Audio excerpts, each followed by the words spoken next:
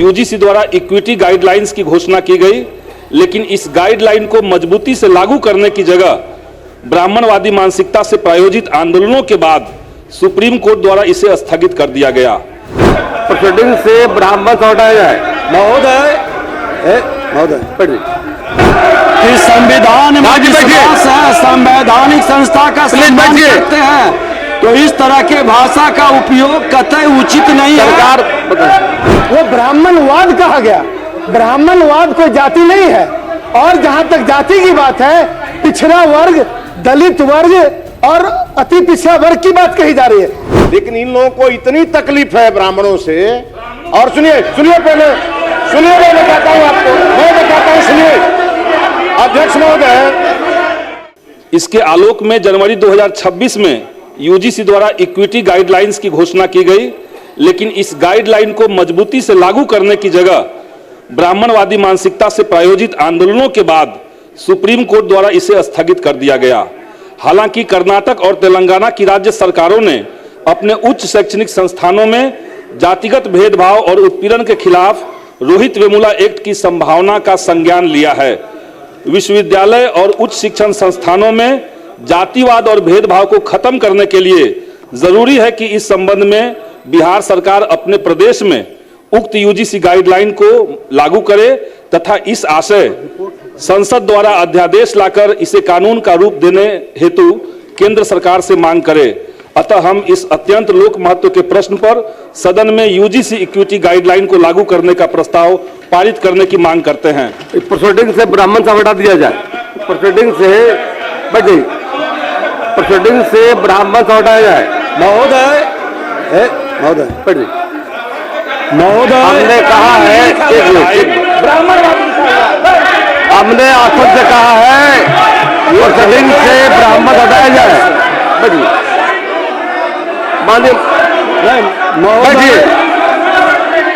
हमने आदेश दे दिया है। महोदय हमने कहा है प्रोसीडिंग से ब्राह्मण हटाया जाए।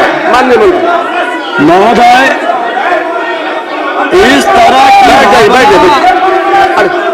की सरकार का उत्तर हो रहा नहीं, ये सरकार की बात। बैठ जाइए, गलत कहा उन्होंने। महोदय मैं माननीय ब्राह्मण शब्द हटेगा उस समय से प्रोसीडिंग से हटा दीजिए। चलिए महोदय की सूचक बात रही जाएगी। माननीय सदस्यों से कहेंगे कि संविधान में विश्वास है, संवैधानिक संस्था का सम्मान करते हैं, तो इस तरह के भाषा का उपयोग कतई उचित नहीं है। सरकार क्योंकि आज किसी की मृत्यु पूरे समाज, पूरे देश, पूरे राष्ट्र के लिए क्षति होता है। और हर समाज की सम्मान, जिसको संविधान में विश्वास है महोदय, जो संवैधानिक संस्था का सम्मान करते हैं, वो संविधान और संवैधानिक संस्था के निर्णय पर प्रश्न उठाकर ये संवैधानिक पद पर बैठकर संवैधानिक शपथ लेने वाले मानसिकता साफ झलकता है महोदय। हर समाज का मैं सम्मान करता हूं और इस तरह की मानसिकता समाज के अंदर जहां बोलने वाले लोग हैं महोदय, आज मेरा देश कमजोर करने में समाज के प्रति जो जहर बैठ जाइए, वो राष्ट्र के हितैषी सरकार के द्वारा बातों को सुनिए। ये कोई समस्या है, हर समाज के लिए है। मैं भी टेक्निकल कॉलेज में पढ़ने गया था महोदय, उस समय सत्ता किसकी थी? मैं तो भूमिहार ब्राह्मण समाज से आता हूं महोदय। यही मुजफ्फरपुर में रैगिंग कराया गया, हॉस्टल से बाहर निकलने के लिए विवश किया गया महोदय। मैं भी तो भूमिहार ब्राह्मण समाज से हूं। ये मानसिकता पर प्रश्न उठनी चाहिए, लेकिन जातिगत भेदभाव से ये बाबा भीमराव अंबेडकर के जाति विहीन समाज के सपना को तार तार करने की मानसिकता रखने वाले लोग राष्ट्र के हितैषी नहीं है महोदय। ये राष्ट्र को कमजोर करना चाहते हैं, ये समाज के साथ गद्दारी करते हैं। प्रभारी मंत्री विजय बाबू, प्रभारी मंत्री नगद विकास, प्रस्ताव रखिए। प्रस्ताव आपका है, पढ़िए थोड़ी ना। महोदय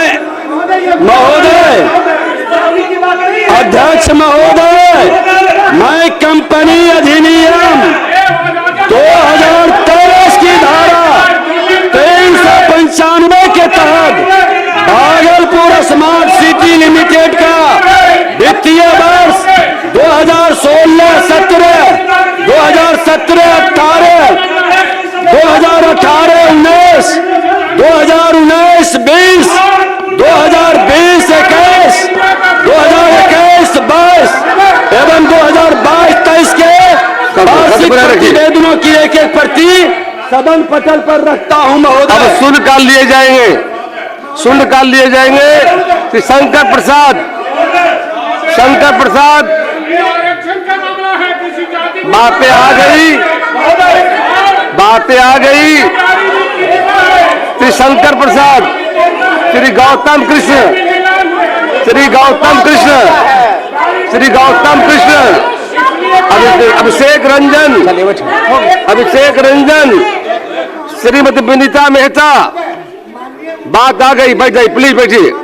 हमने साफ, हमने साफ, कोई बहस का विषय नहीं जाकर के, कोई बहस का विषय नहीं है। हमने साफ कहा है प्रोसीडिंग से ब्राह्मण सभा हटेगा, खत्म बात हुई जाकर।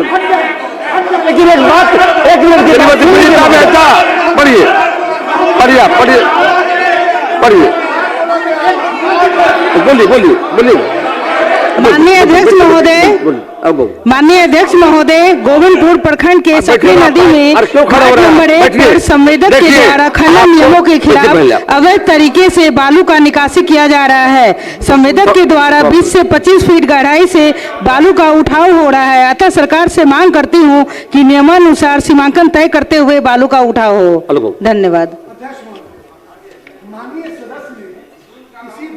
नाम नहीं लिया, उसने ब्राह्मण रचा दिया। पर सुन लीजिए पूरी बात, वो ब्राह्मणवाद कहा गया। ब्राह्मणवाद कोई जाति नहीं है। और जहां तक जाति की बात है, पिछड़ा वर्ग, दलित वर्ग और अति पिछड़ा वर्ग की बात कही जा रही है, किसी जाति विशेष की बात नहीं कही जा रही है। और इस तरह के शब्दों का प्रयोग करके चोर, ऐसा लगता है कि चोर की दाढ़ी में तिनका है। जो लोग गलत किए हैं उन लोगों को तीता लग जा रहा है, नीची लग जा रही है महोदय।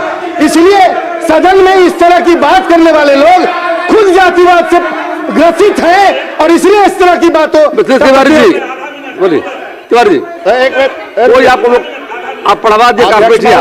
अध्यक्ष महोदय, ये जितने बैठे हैं ना, ये विपक्ष में, ये कोई ब्राह्मणवाद समझता नहीं है, लेकिन इन लोगों को इतनी तकलीफ है ब्राह्मणों से।